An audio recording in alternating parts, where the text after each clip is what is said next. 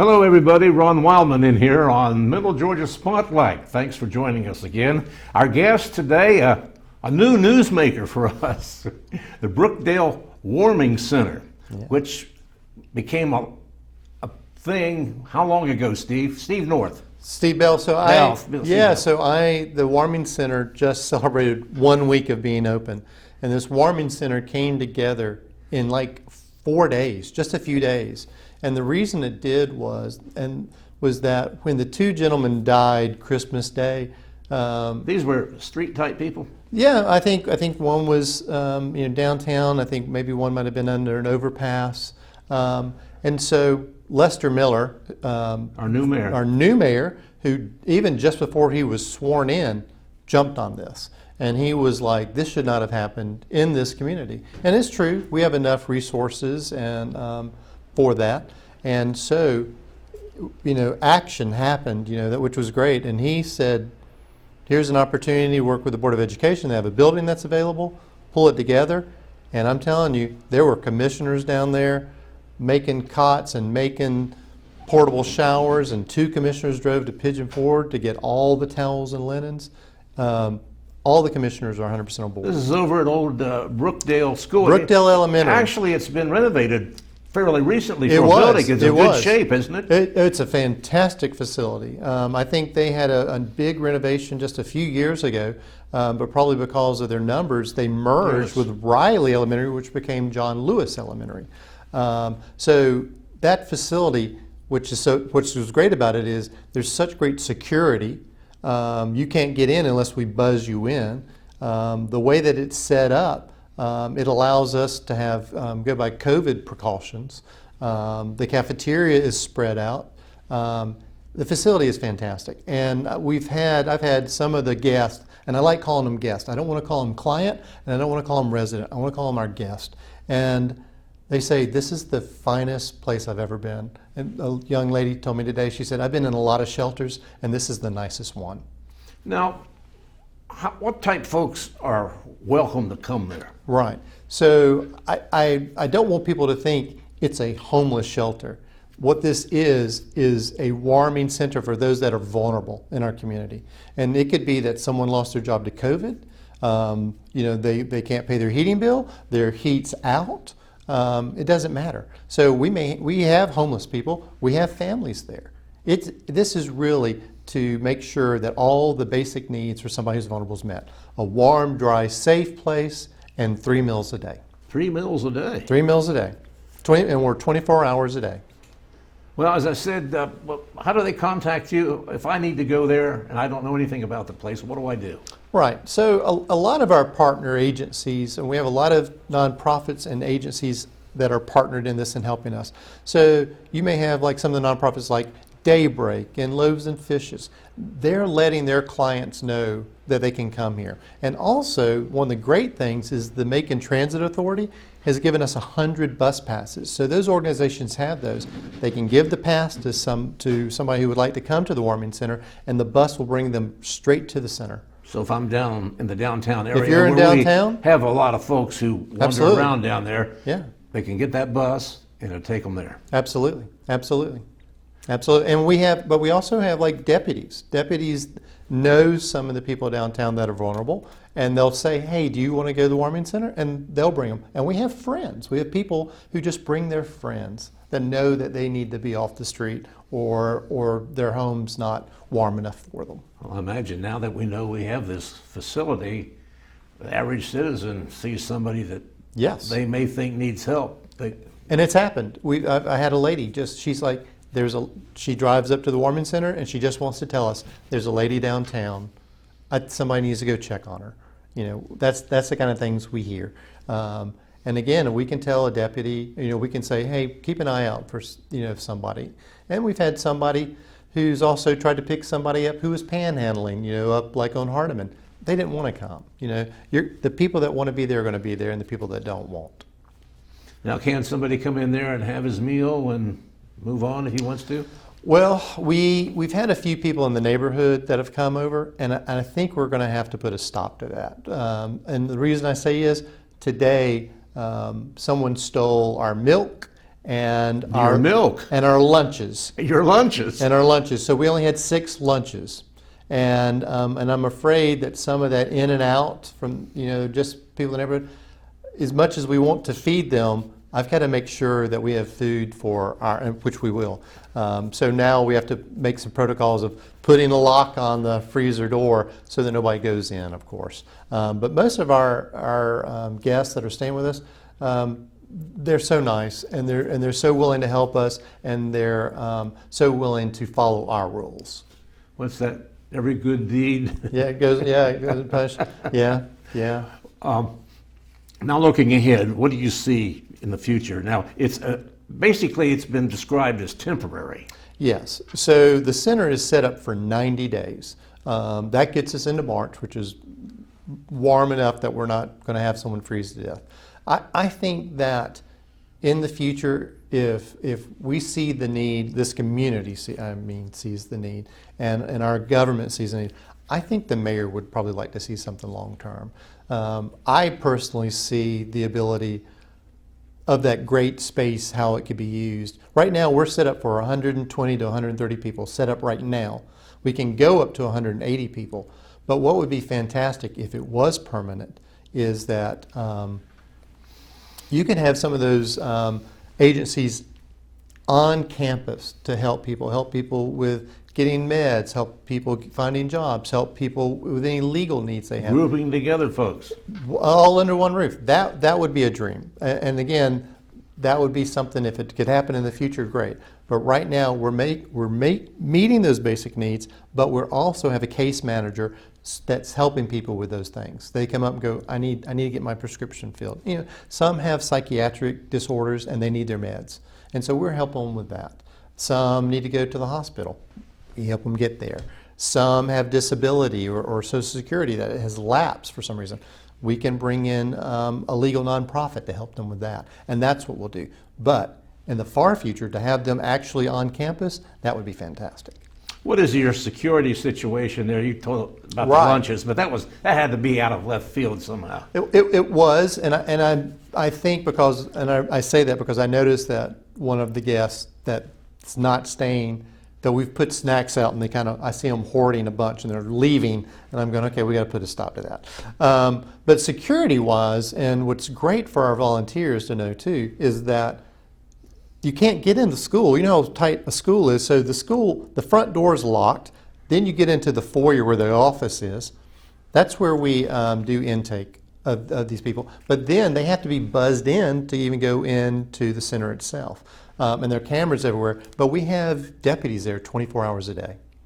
That foyer, I came over to see you the other day to set Yeah. up this interview, and that entryway is really neat. You get into the foyer, you have windows between the office and you, Yeah. where they don't have to come through that last entryway unless you let them come in. Exactly. And the security just got to be top flight. Yeah, they don't go in and out unless, they don't go into that facility unless we buzz them in.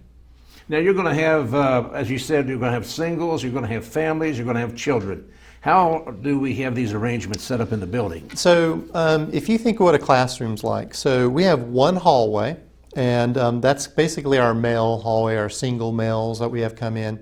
There's 6 cots per room. So when we do the intake and we fill them in, sign them in, we go get them a pillow and a blanket and linens and towels and some toiletries, and then we give them a cot, and that's their cot to stay as long as they want, up to 90 days. In that space. Now, that's just for single males.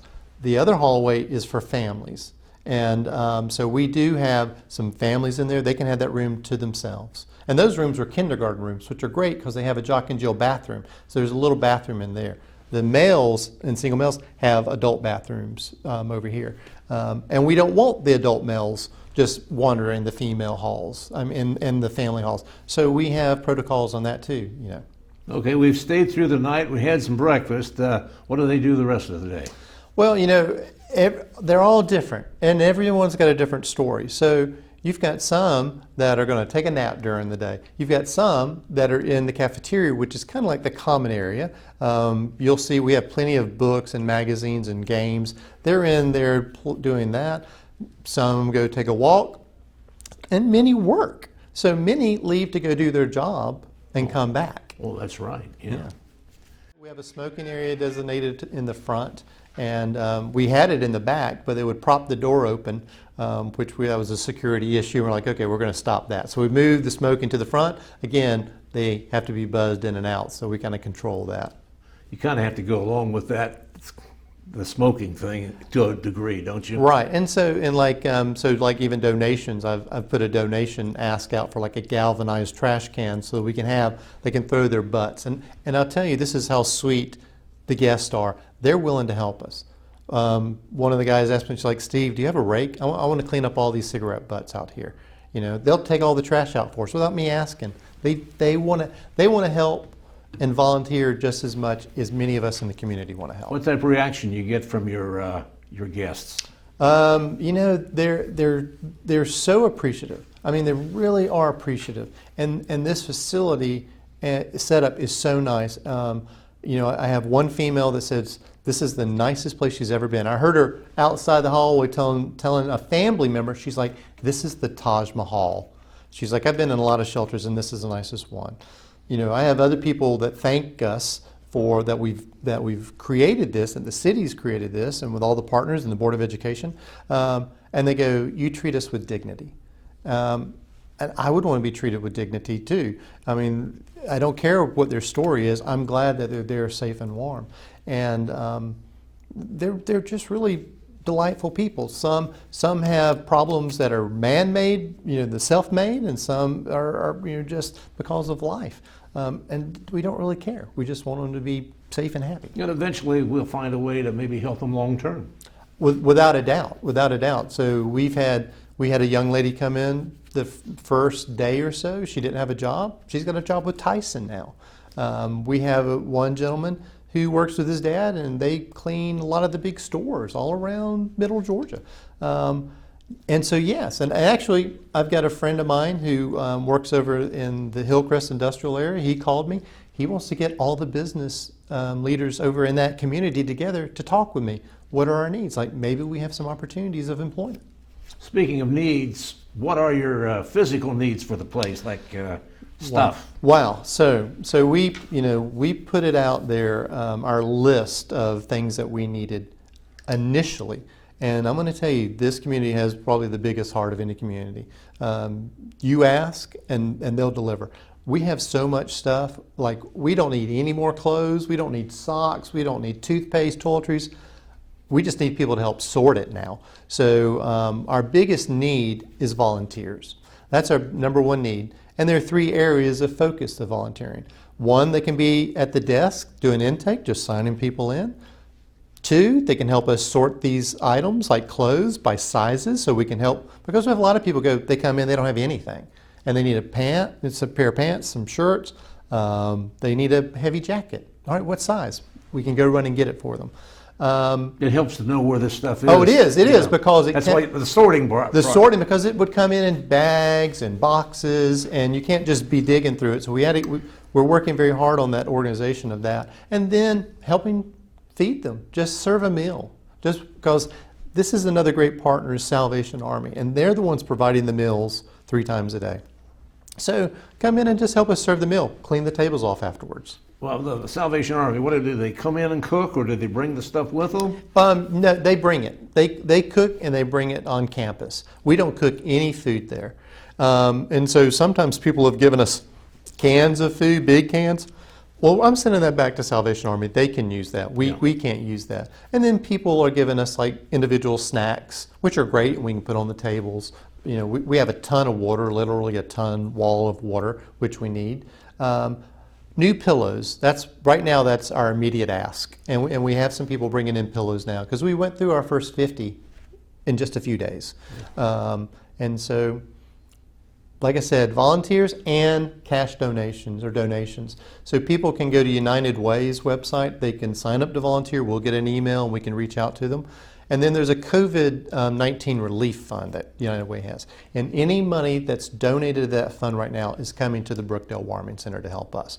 And then people give us They give us cash donations and also like Visa gift cards. Those are great. Any denomination, $20, on up. And we can use that to run out if we have a need. All of a sudden, we need more folders, we need toner, things like that.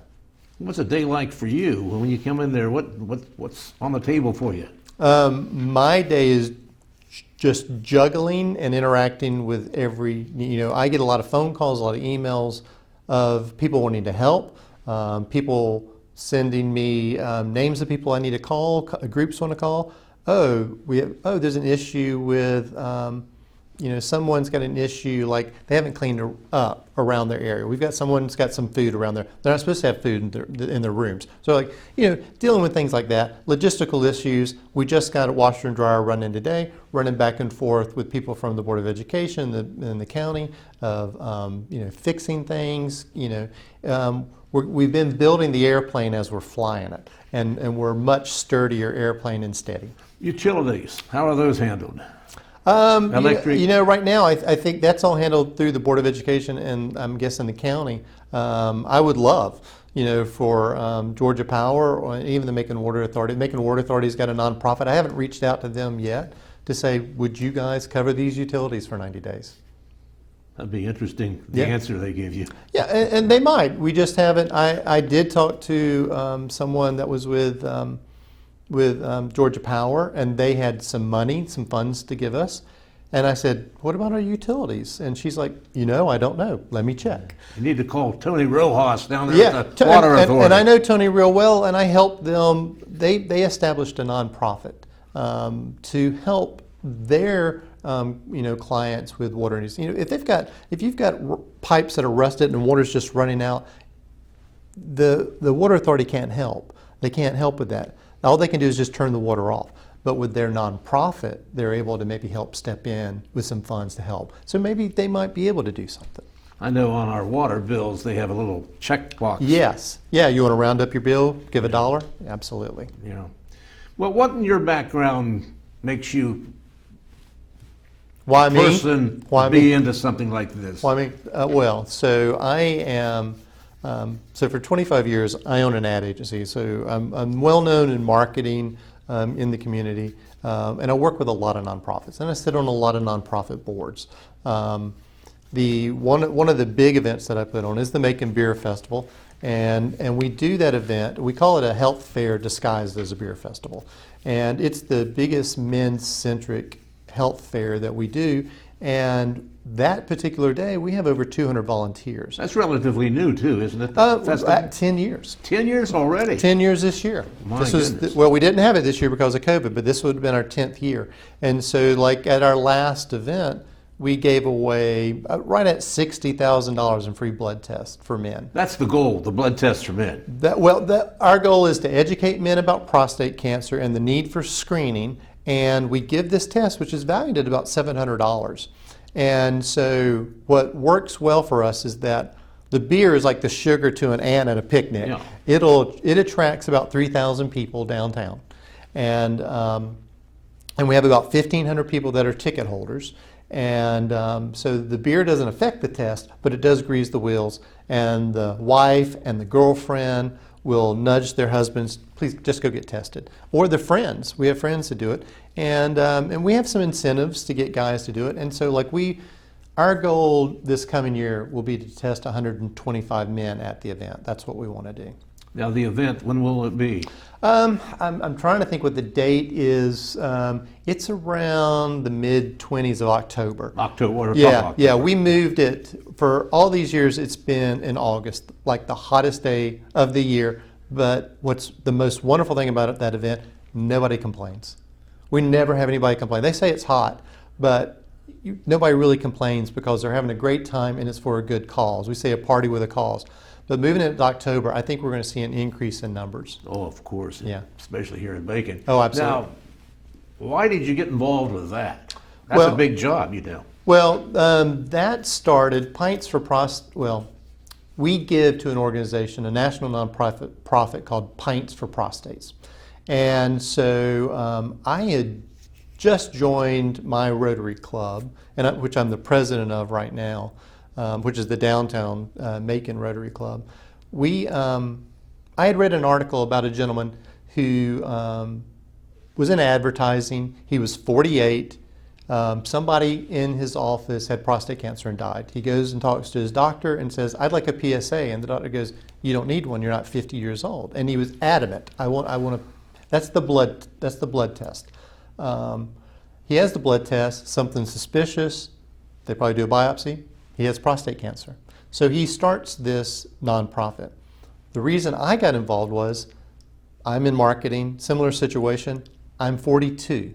42? I'm 42, and I find out I have prostate cancer. Wow. What kind of indications do you get Well, with I said to make you suspicious of it? right. Well, I didn't know. I wouldn't have known I had cancer, right? And a lot of people don't, and especially if you start having symptoms in prostate cancer, your cancer may have advanced some.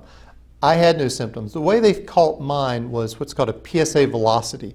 So my PSA for years was like 2, just stayed there.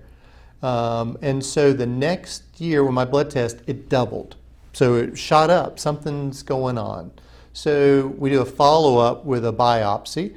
Again, they say my prostate feels fine. That's another way, the doctor feels your prostate. Does it feel lumpy, something wrong?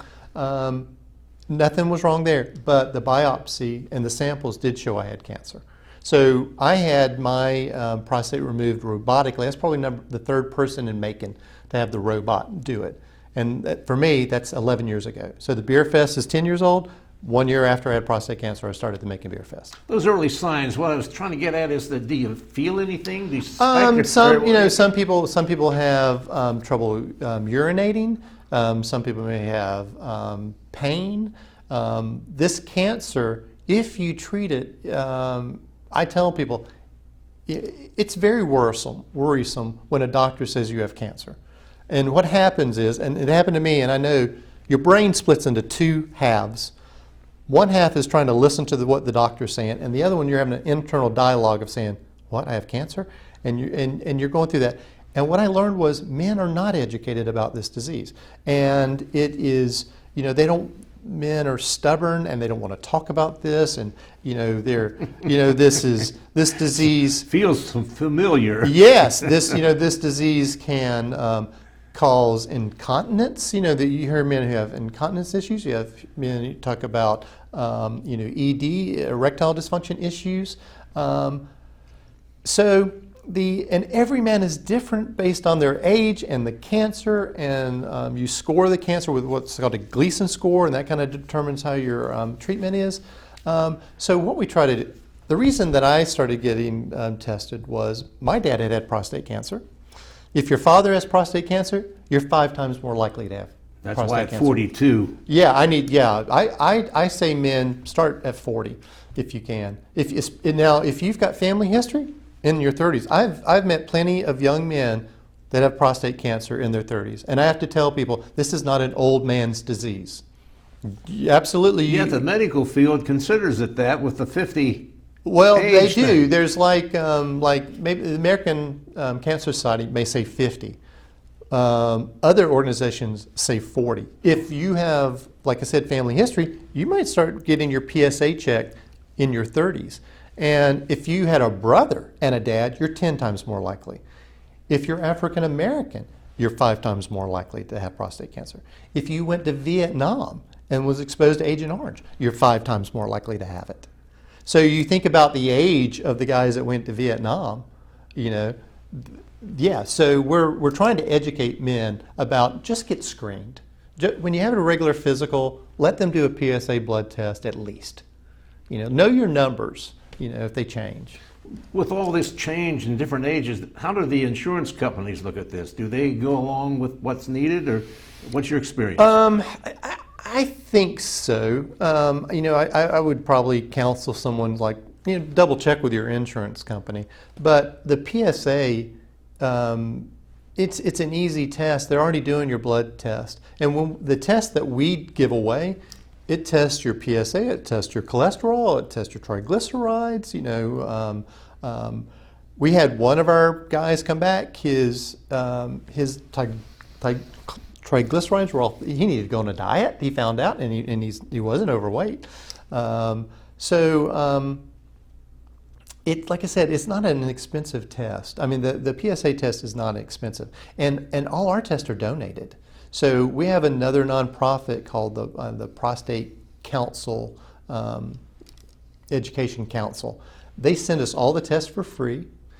Then the Board of Health here, the Bibb County Board of Health, they do the blood draws. They spin the blood. They send it back to this nonprofit. Then that nonprofit sends you a letter in the mail and says, oh yeah, here are your numbers. Oh, this is good. Oh, now this is suspect. Follow up with your general doctor or urologist. The October Festival, Oktoberfest, that's almost, it is like an Oktoberfest, yeah. Have you started planning for that yet? Typically, we would start about February. Okay, it's coming up. It's coming up, and I have an amazing crew of volunteers and my board.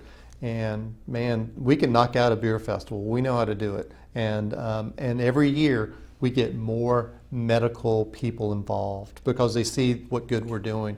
You know, we start having oncology groups come in now. The urology groups come in, pharmaceutical groups come in. We didn't have that the first years. The very first year, it was 16 beers and 200 people.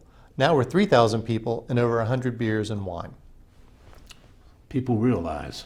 Yeah, people realize the importance. Getting back to our warming center now, the census each night, how many people do you have? How has it been for the past week or two? Oh, well, every night, every day, the number increases. And so we are 1 week old today. The first day we had 3 people. We're at 60 right now. So again, we pick up about 5 or 10 every day or evening. That are new people. And do you get, some of the reaction? We were talking earlier about the 2 men who passed away over Christmas, and you had somebody that brought in some things. Well, for them. It very, there are a lot of heartfelt stories with each individual. And the 2 gentlemen that died, and I said this was the catalyst with the mayor of creating the Warming Center, was like that shouldn't have happened. Well, I had a lady come in yesterday. We have people bring in donations all the time.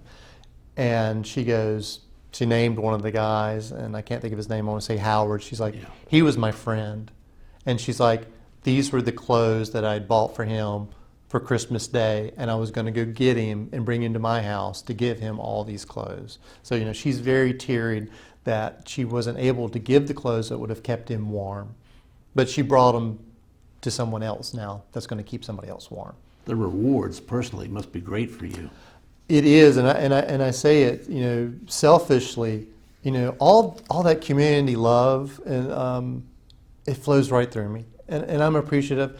I feel it. I feel my community. One of my classmates from Southwest in 1985, he brought $1,000 worth of stuff, and he put it out, and once he did on Friday, the donations just kept coming and coming and coming. And this community, like I said, it has such a big, warm, and open heart of taking care of people in this community. If you put out the ask, I guarantee it comes in. It comes in. I don't have anything that I want without just saying I need. And I say, if I need pillows, I'm going to get pillows. And we need pillows. We needed pillows, and I think pillows are coming today. And I'll tell you what, one of the other volunteers set up an Amazon wish list. We have people from around the state that want to help, not part of this community. And I was told this morning there are $3,000 to $4,000 worth of Amazon orders that are coming to Brookdale. And we need cash donations. And cash donations help too, because we might have somebody who's estranged from their family for a reason, or the family wants them to come back. They may be in Ohio. We could buy them a bus ticket. Great. And help them get home. Well, Steve Bell, thank you for being with us. Thank you. Best of luck with this warming center, a much-needed facility here in Macon. Oh, yes, thank you, thank you. And our new mayor realized that, didn't he? He did, Right and I tell you, in action, he made it happen in 2 days, man. They were on it. That's great. Thank you very much. Thank you. And thank you, folks, for joining us on our Middle Georgia Spotlight. I'm Ron Wildman here at WMUB TV.